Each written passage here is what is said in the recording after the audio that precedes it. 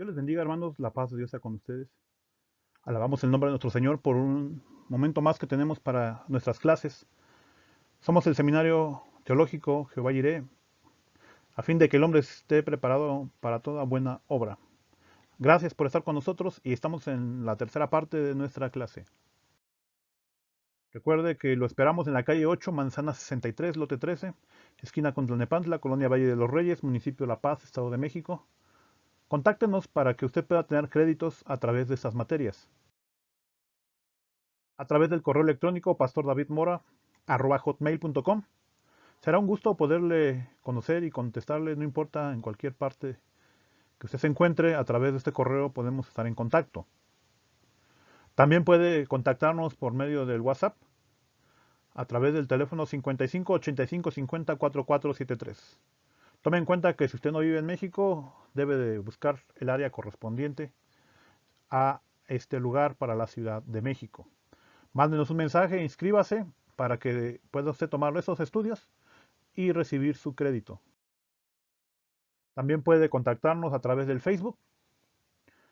Estamos grabando nuestras clases en vivo y también ya estamos subiendo las clases, ¿verdad?, a este medio. Donde usted guste, será una bendición poderle atender. Puede buscarme como David Mora. Será un gusto integrarlo a nuestro grupo en el Facebook del seminario. Vamos a hacer una pequeña oración. Señor, te damos gracias por estas clases, por cada uno de mis hermanos que nos están viendo a través de las redes sociales. Bendícelos, guárdales, la paz y la misericordia del Todopoderoso sea con ellos. Y todo lo que aprendamos sea para beneficio de nuestro ministerio. A fin, Señor, de darte lo mejor siempre, porque tú nos has dado lo mejor. En el nombre de Jesús te agradecemos. Amén.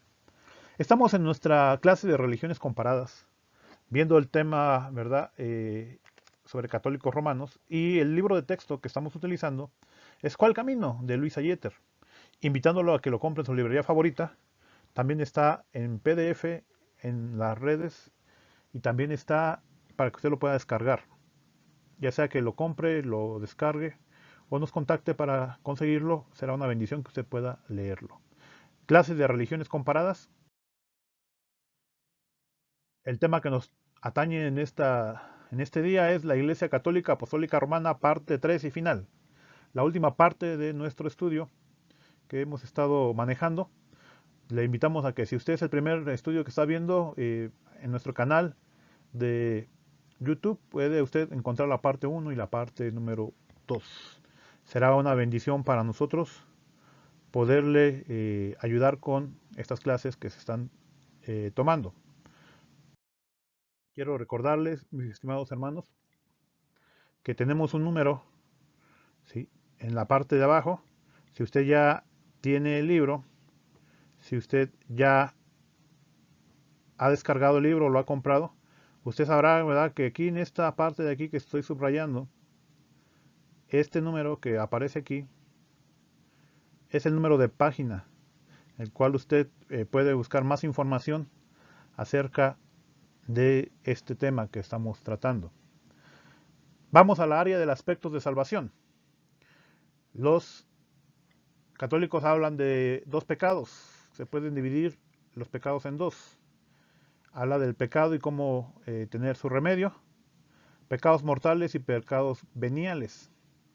Así que según ellos, los pecados se pueden dividir en dos categorías. Los veniales no son tan complicados, se pueden resolver aquí en la tierra, pero los mortales sí. Tienes que ir a un sacerdote para que le digas el problema que tuviste y él te perdone, haciendo penitencias o cumpliendo los sacramentos. Así que ellos hacen esa distinción. ¿Sí? Los veniales son más sencillos, ¿verdad?, se pueden resolver sin ningún problema, y los mortales te pueden llevar al infierno. Los mortales son los más graves, no pueden ser expiados por sufrimientos o por obras buenas. No conseguirá su perdón por medio de los sacramentos y disposiciones de la Iglesia Católica y sufrirá el infierno si usted no se pone a cuentas. Si usted no consigue el perdón, ¿verdad?, usted va a ir al infierno. Así que son complicados. Nosotros sabemos que la Biblia no hace distinción de pecado. Pecado siempre es pecado. Sea pecado pequeño, sea pecado fuerte, es pecado. Mentira piadosa, mentira es mentira.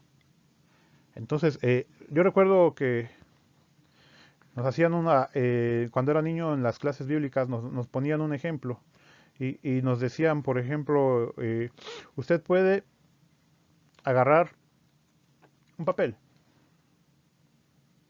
cualquier papel, y acórtele un pedazo y cortábamos un pedazo. ¿Qué es esto? Un pedacito de papel, pero sigue siendo papel. A este pedacito, mire el tamaño, quiero ilustrarle. Córtele otro pedacito muy pequeñito. No sé si lo alcancen a ver. Voy a tratar de acercarlo. ¿Qué es esto? Sigue siendo papel, aunque es muy pequeñito. Pero es papel. Así es el pecado. Por más pequeño que sea, sigue siendo pecado. Ante Dios no hay pecados pequeños ni pecados grandes. Sigue siendo pecado. ¿Este pedacito qué es? Papel. Sigue siendo pecado. Y así puedo irlo cortando y seguirá siempre siendo papel. Así que el Señor no hace distinción entre pecados. El pecado es pecado y todo necesita de Cristo Jesús. Y podemos en esta tierra pedirle perdón para que en el día postrero seamos aceptados delante de su gracia. El purgatorio. ¿Qué dice la Iglesia Católica sobre esto? Los que mueren sin haber dado satisfacción por sus pecados veniales irán al purgatorio, lugar de tormento. Por medio de sus sufrimientos en ese lugar purgan sus pecados. Cuando se haya completado el castigo irán al cielo. Están purgando, están siendo como purificados en ese lugar. Es un lugar intermedio entre el cielo y el infierno, donde ellos van a ser purificados para poder entrar al cielo. En la Biblia no existe tal enseñanza. Nuestra salvación es por fe en el Señor Jesucristo y en su obra expiatoria. Él dijo, consumado es al morir en sacrificio por nuestros pecados, según el Evangelio, según San Juan capítulo 19, verso 30. La sangre de Jesucristo, su Hijo, nos limpia de todo pecado. Solo con la sangre de Cristo Jesús somos limpios. Y la Biblia dice que hay determinado que el hombre muera y después el juicio. Hay solamente dos caminos, el cielo o el infierno. La Biblia no menciona el purgatorio. Por lo tanto, no creemos en esa doctrina. La sangre de Cristo es suficiente. Por eso necesitamos hoy, estimado amigo, recibir a Cristo como nuestro único y suficiente Salvador. Dentro del purgatorio, la doctrina católica dice que la obra que Cristo hizo en la cruz no era suficiente para expiar nuestros pecados. Según el Catecismo Católico, en su párrafo 1030 dice, los que mueren en la gracia y en la amistad de Dios, pero imperfectamente purificados, aunque estén seguros de su eterna salvación, sufren después de su muerte una purificación, a fin de obtener la santidad necesaria para entrar en la alegría del cielo. Eso lo dice el Catecismo Católico. Nosotros no estamos de acuerdo, pensamos que con Cristo es más que suficiente su obra expiatoria. O sea, Él murió en la cruz y nos ha dado vida eterna, lo cual es suficiente para mí. La Biblia dice, pero si andamos en luz, como Él está en luz, tenemos comunión unos con otros. La sangre de Jesucristo, su Hijo, nos limpia de todo pecado. Primera de Juan 1:7. Somos limpios de todo pecado. Implica todo, porque el Señor es un todo. No hacemos distinción entre dos tipos. Así que, gracias a Dios, porque hemos aceptado a Cristo y tenemos la seguridad de nuestra salvación. No por lo que hicimos, sino por lo que Cristo hizo en la cruz. Uno de los puntos que se dio la ruptura de la iglesia y que de ahí sale la iglesia protestante son las indulgencias. Mediante ciertas obras meritorias se pueden conseguir una indulgencia. Esta rebaja el número de días de castigo que uno debe sufrir en los pecados en el purgatorio. Cabe destacar, mi estimado amigo y hermano, que las indulgencias, ¿verdad?, las inventaron para construir la Catedral de San Pedro. Se daban permisos para pecar prácticamente. La gente iba y depositaba sus monedas y libraban a sus almas de sus seres queridos que ya habían fallecido del infierno. Esto se hizo para recaudar dinero y hasta se ponían precios por los pecados. Martín Lutero protestó en contra de eso, de ahí el nombre de protestantes, mencionando que las indulgencias no nos ayudan. Dios es dueño de todo, por eso creemos que las indulgencias no son parte del reino del Señor, sino invención del hombre para tener fines económicos. La indulgencia es antibíblica. Se basa en un concepto pagano de méritos que se pueden comprar y de un Dios severo que libera a las almas de sus tormentos por dinero, pagando por misas e indulgencias y no por misericordia. Cabe recordar que la salvación es un regalo, es una dádiva, así lo menciona nuestra traducción bíblica. Es un regalo que el Señor nos hace porque Dios es dueño de todas las cosas. Todas las cosas a Dios le pertenecen, aún nuestra propia vida, nuestro propio cuerpo. Entonces el Señor no necesita dinero, no necesita nada de esto. ¿Por qué? Porque Él es el dueño. Por eso el regalo de Dios es vida eterna, pero solamente en Cristo Jesús, Señor nuestro. Solamente en Cristo Jesús, estimado hermano. No hay otro medio que se pueda utilizar. Es un regalo de gracia de parte de nuestro. El sacrificio de la misa. ¿Sí? Aquí hay una palabra que a mí, en lo particular, siempre me ha costado. Pido disculpas porque siempre me ha costado la transubstanciación. La misa se ofrece a Jesucristo a diario en los altares como sacrificio propiciatorio a Dios por los vivos y los muertos. Es su manera de hacer sus cultos, su manera de buscar del Señor, pero como sacrificio para ayudarnos a ser salvos. No necesitamos ayuda. Cristo lo hizo todo en la cruz. Nosotros nos reunimos para darle gracias, no para recibir la bendición de que seamos salvos. Eso fue comprado en la cruz del Calvario. El sacerdote bendice el pan, lo que se conoce como la hostia, es el dibujo que tenemos ahí arriba, y el vino se transforma en el cuerpo y la sangre del Señor. Literalmente ellos dicen que esa hostia, ese pedacito de pan, se transforma en el cuerpo y la sangre, en el jugo o el vino, lo que ellos ocupen, el vino de consagrar, en la sangre preciosa de Cristo Jesús. Esta doctrina es de la transubstanciación. Quiere decir que se transforman los elementos en el cuerpo y en la sangre de Cristo. Así que Cristo es sacrificado de nuevo en un sacrificio no cruento que se considera una continuación de su sacrificio en la cruz.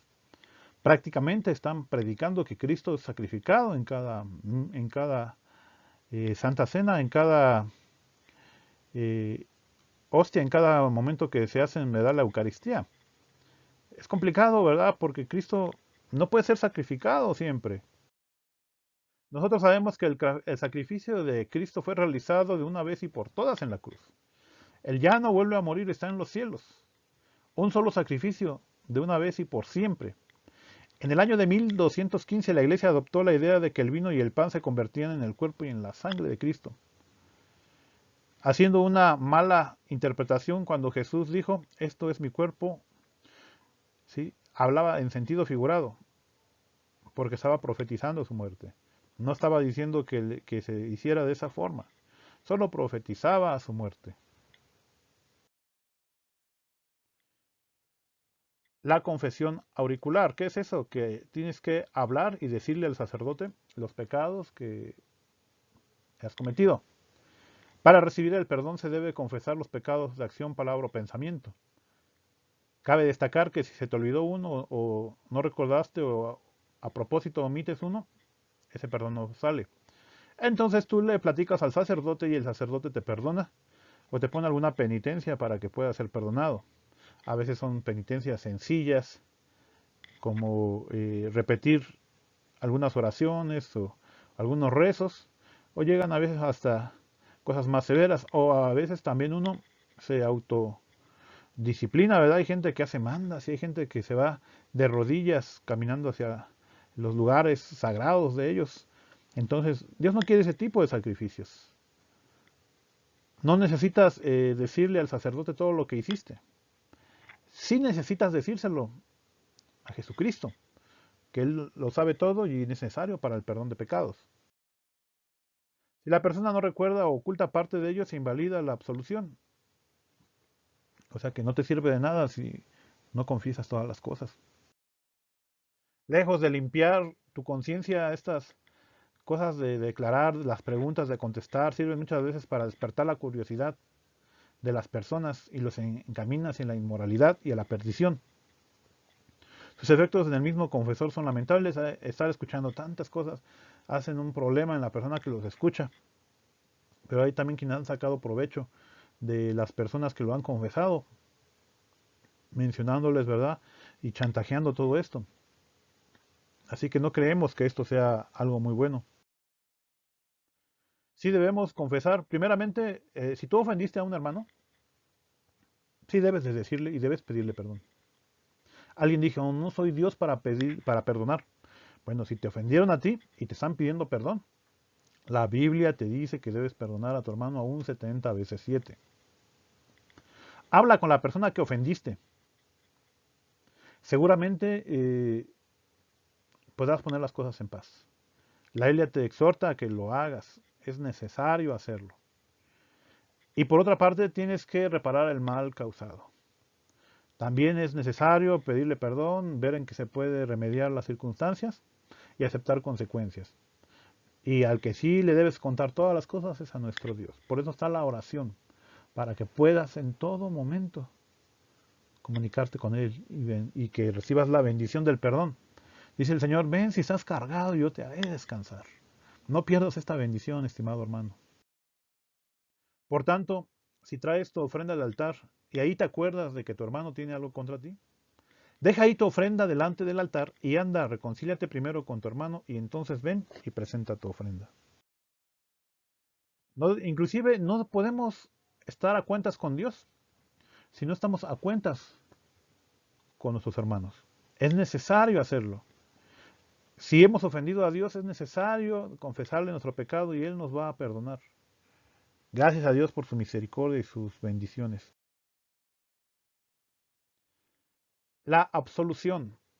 Los católicos enseñan que Dios le dio todo a los apóstoles y a sus sucesores, les dio toda autoridad, a los obispos, a los sacerdotes, para perdonar sus pecados. Así que en otras palabras, el sacerdote tiene la facultad de perdonarte tus pecados. Por eso es que vas a hacerle la confesión. La Biblia no enseña que por la confesión de los pecados a un sacerdote, Él nos da la absolución, o sea, Él nos da el perdón. Solo Dios puede perdonar pecados. Eso ya lo habíamos tratado. Al único que le tienes que confesar el pecado es a la persona que le hiciste. El pecado ya lo dijimos. Y a Dios. Y Dios siempre nos va a bendecir. La Iglesia Católica maneja 7 sacramentos. La salvación se obtiene con el uso de los sacramentos y las disposiciones de la Iglesia. Un sacramento es una señal externa de una realidad interna que simboliza e imparte la gracia de Dios al alma. Así que todo buen católico debe cubrir estos sacramentos.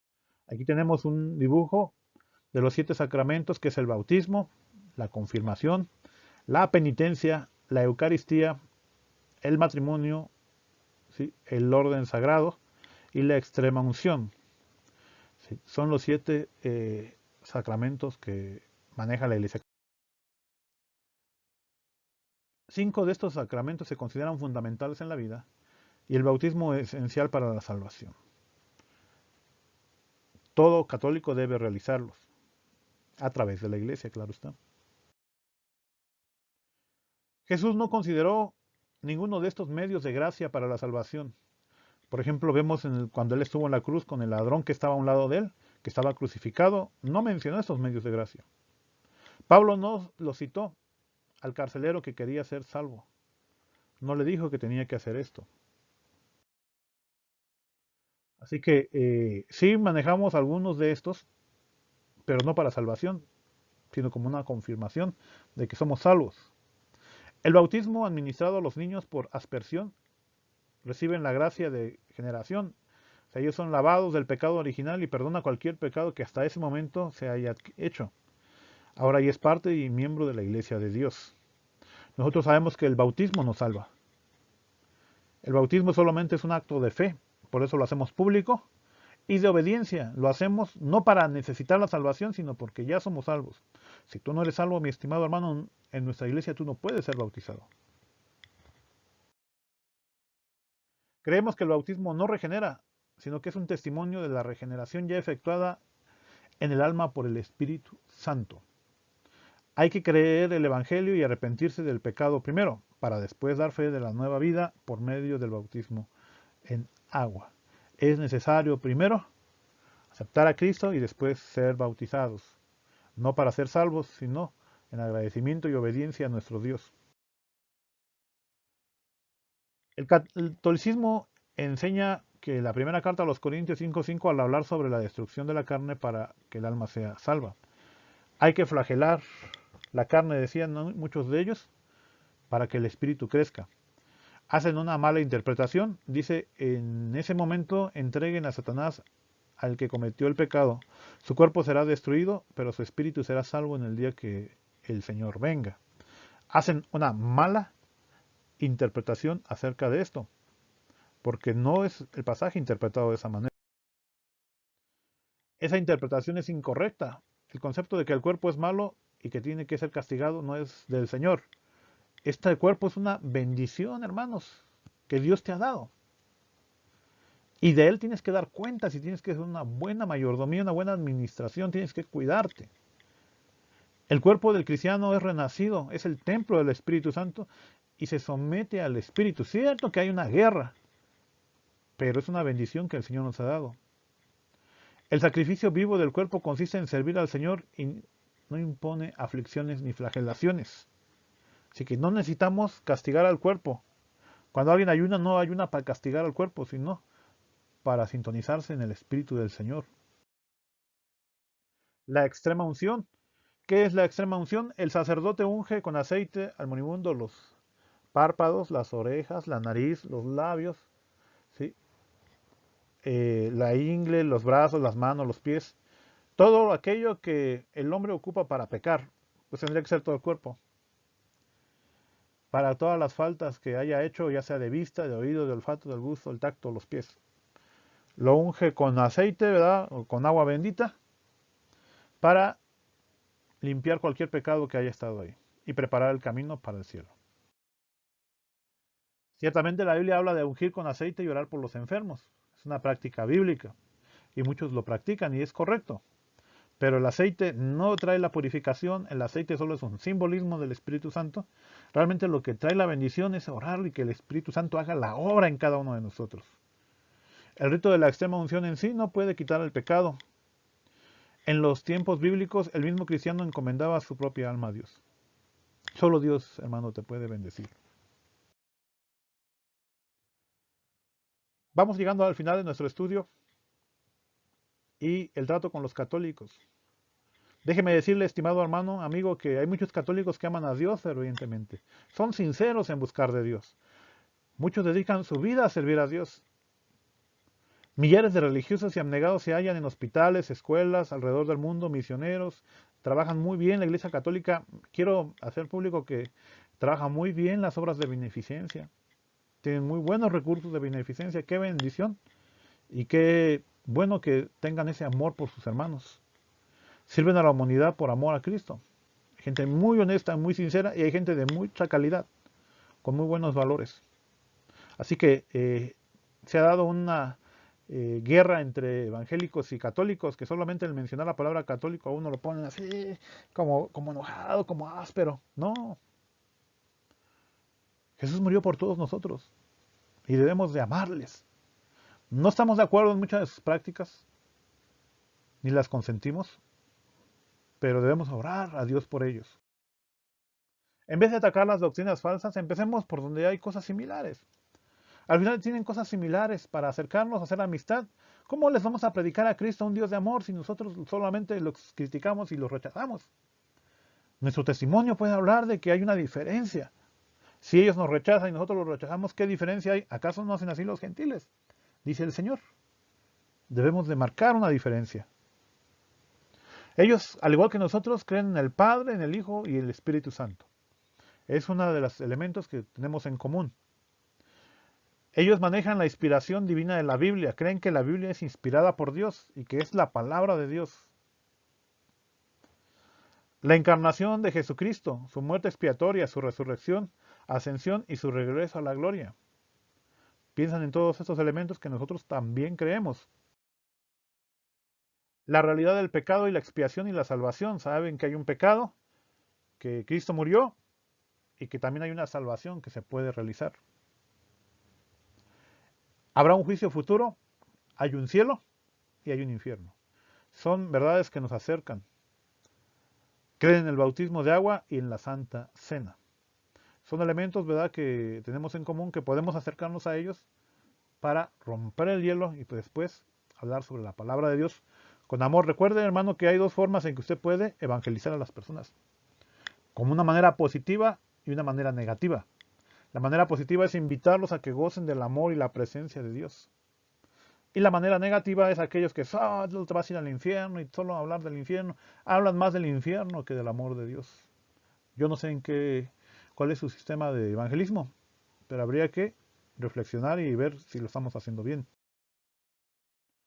La obediencia a la palabra de Dios. La revelación, la reverencia, perdón, por las cosas divinas. Hay que mostrar reverencia.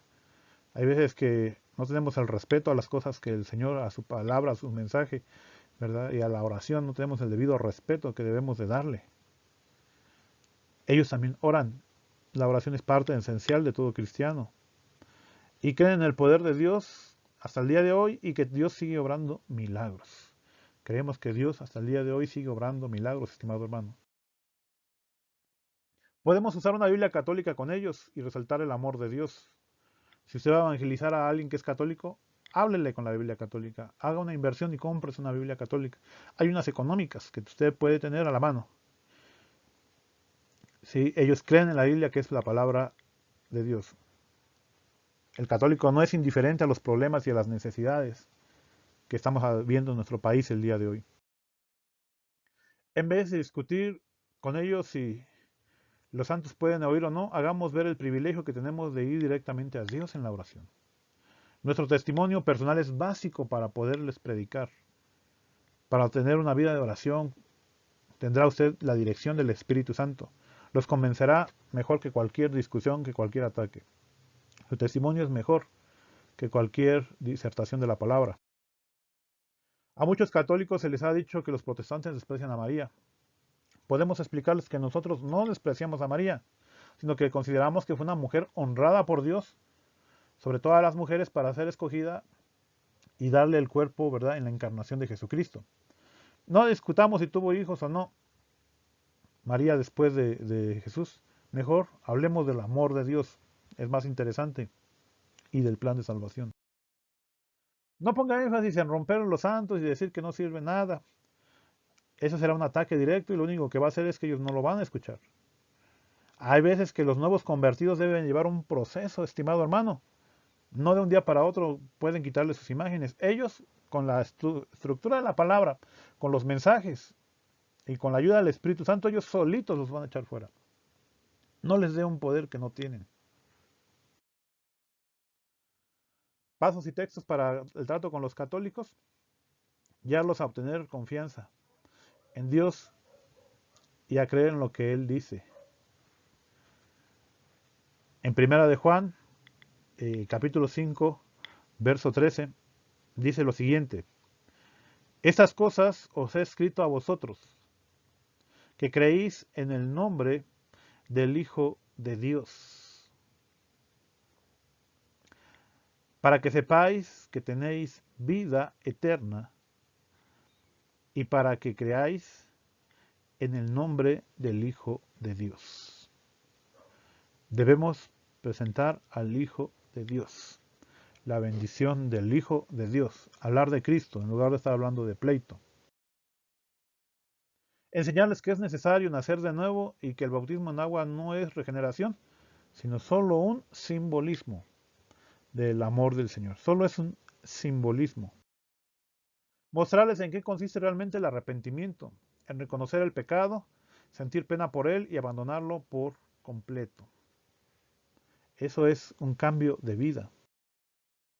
Enseñarles que pueden ser perdonados ahora y que Cristo quiere salvarlos, estimados hermanos. Cristo murió por todos nosotros. Demostrarles que pueden saber que son salvos desde el momento en que aceptan a Jesucristo como su único y suficiente Salvador. Avisos para nosotros. Debemos tomar dentro de lo que pasó en esta iglesia elementos para que no nos pasen.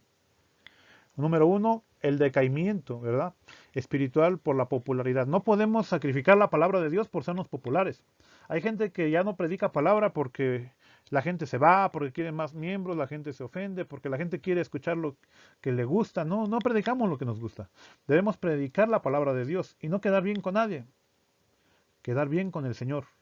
Entonces, no es de que tengamos mucha gente, sino de predicar lo correcto, la palabra de Dios.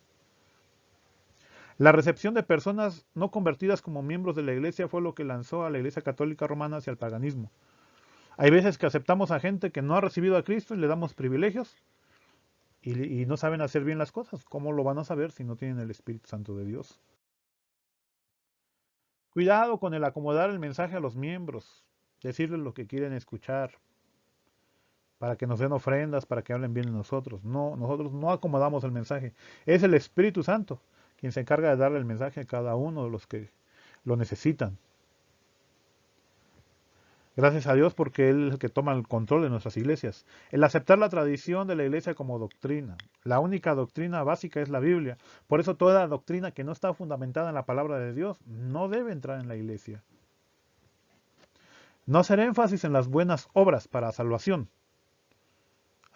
Las obras que nosotros hacemos son resultado de la salvación. Y nunca dejar de predicar a Cristo. Nosotros siempre nos hemos jactado de decir que somos una iglesia cristocéntrica. Mostremos que somos cristocéntricos.